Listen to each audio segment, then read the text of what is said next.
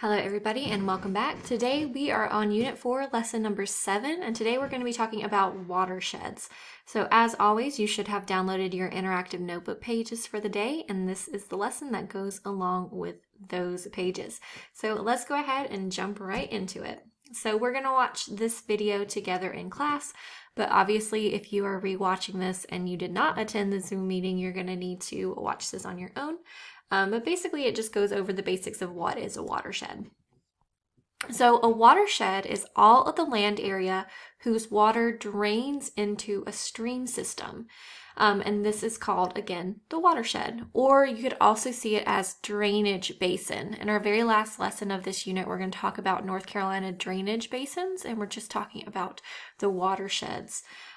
So we are in the Catawba River Basin, so that is the watershed in which we live, and we are going to be taking a look at that more in depth today. So if we see, typically watersheds are kind of bounded by specific land markings. So here we've got some mountains and we've got some forested region, and these are all areas of elevation. And as it rains, precipitation is a part of that water cycle, the hydrologic cycle. The water will run off into streams, and then the streams will eventually feed into larger rivers, and then the rivers will eventually lead into the ocean. So watersheds give us a lot of information about water quality. So the watershed itself is just the area where the water is draining. But we also need to know about what kind of indicators are there that will tell us how good or how bad an area of water is. So is it clean? Is it dirty? Is it drinkable? So this information is going to tell us what we need to know about water quality. So there's some vocabulary we need to know before we go further. And the total maximum daily load is the maximum amount of a pollutant that a body of water can receive while still meeting water quality standards. Now, every state and every municipality will have their own water standards, but basically these are the things that are set forth that say there can only be so many contaminants in the water, because if there's more, it will make people sick. So the total maximum daily load is the maximum amount of a pollutant that can be in the water. A support index provides a single number, like a grade, that expresses the overall water quality at a certain location and time. So when we talk about support indices, it's like a grade. So if you get, an A in a class, you're doing really, really good. And if you get, an F, you're not so good. So a support index is going to be the same way. It's going to be on a scale that we will be able to analyze today and determine what is good and what is bad. Also, if you think about like fast food places, they get grades on how clean they are. So this is going to be a similar idea. So if there is a supporting waterway, so if a waterway is a supporting waterway, that means it's clean. So there's a lot of organisms that can live there. The water is clear. There's not pollution.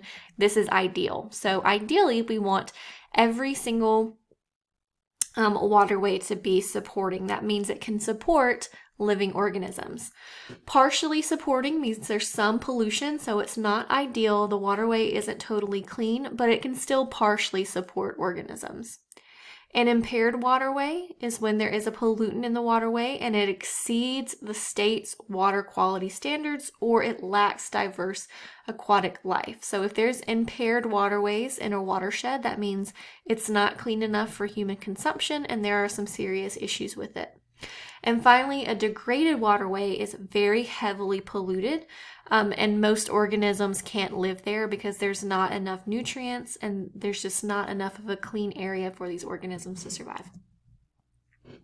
So let's talk about some specific indicators that tell us about the quality of water. And so we're going to talk about temperature, dissolved oxygen, something called pH, nitrates, and turbidity. So there are these 5 things we need to know about. So the first one is dissolved oxygen, and that's just the oxygen that's dissolved in the water, and it's used by the organisms in the water to breathe. So dissolved oxygen levels must be in the water, and less than 4 parts per million, so ppm, is unsafe. So ideally you want your DO levels to be higher than 4.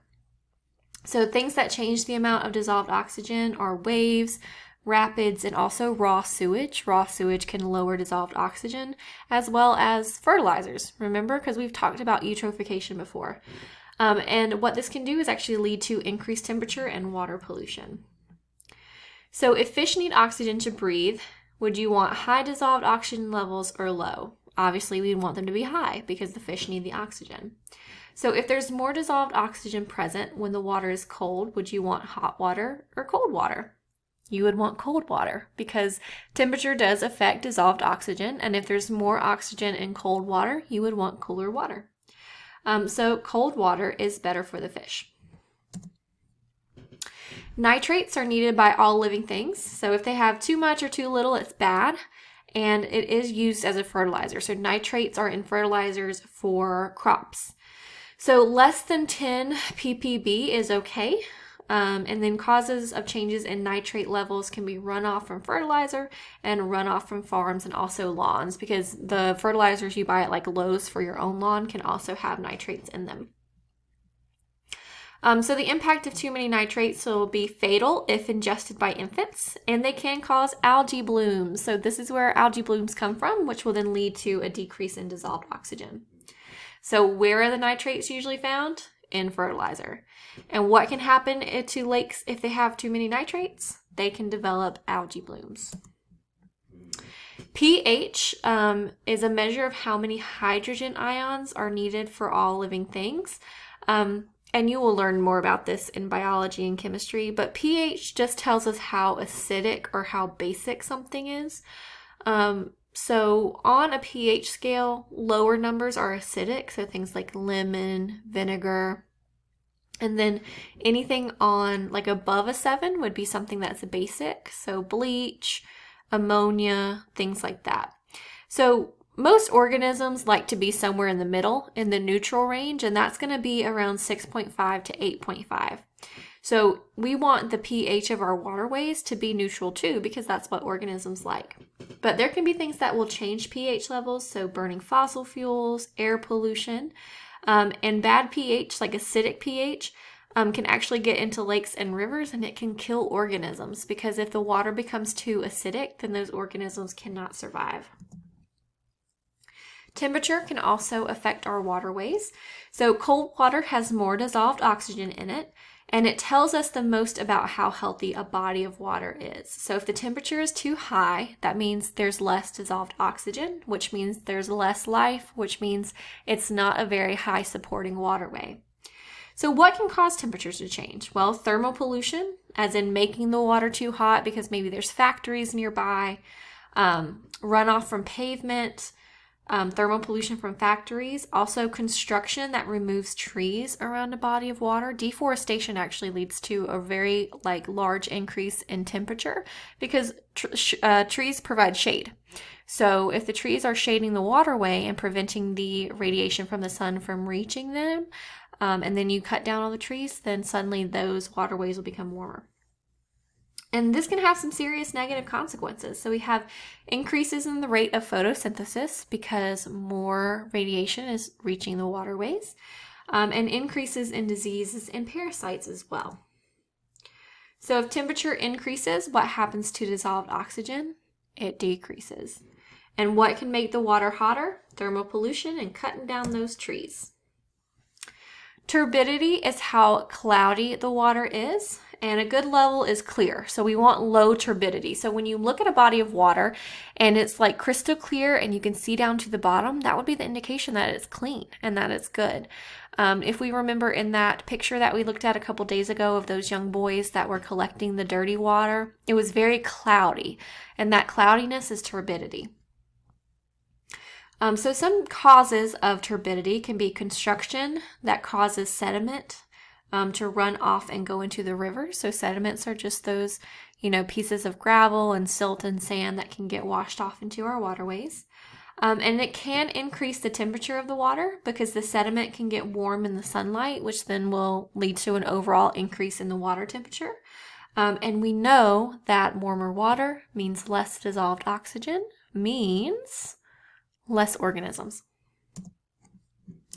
So where does turbidity come from? Dirty water, from construction runoff, and which is better, high turbidity or low.